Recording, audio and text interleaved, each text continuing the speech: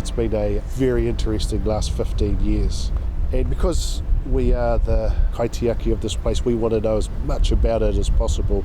And what we're starting to quickly learn is that Te Pokohiwi is now under threat of sea level rise. Ko te hiranga o Te Pokohiwi o Kupe, kei konei e tahi o ngā kōiwi me ngā rawa mai i te wā i tae mai ngā tipuna mai i te moana nui a Kiwa. Waihoki, he wāhi motuhake tēnei ki ngā uri o Rangitāne o Wairau mō ngā mahi ngā kai. I ngā wā o mua he wāhi huhua tēnei mo te hi i ka pēnei i te pātiki me te inanga. It was a settlement site as well.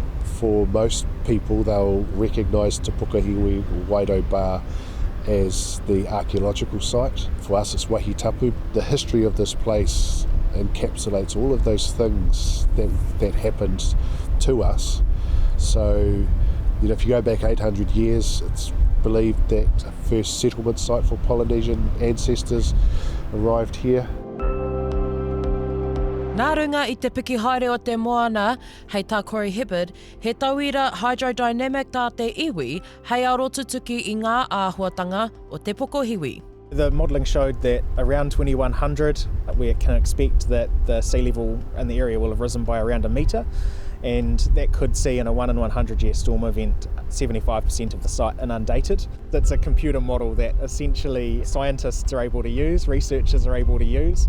It takes into consideration different terrain types, different typology, which parts of the sites are the highest, which parts of the site is the lowest. So if the sea rises by 1 metre, whereabouts on the site does that most impact? Mō ngā tau e rua, ko mahitahi te iwi me Earth Sciences New Zealand ki te waihanga i tēnei tauira. It's one of the sites that was first settled in the country, and so how we learn from that and how we protect what's there and learn from it for the whole of the country and tell that story.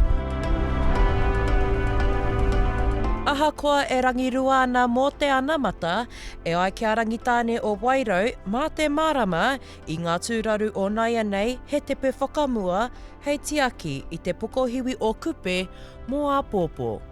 Shakayla Andrews-Alapaki, Tahu News.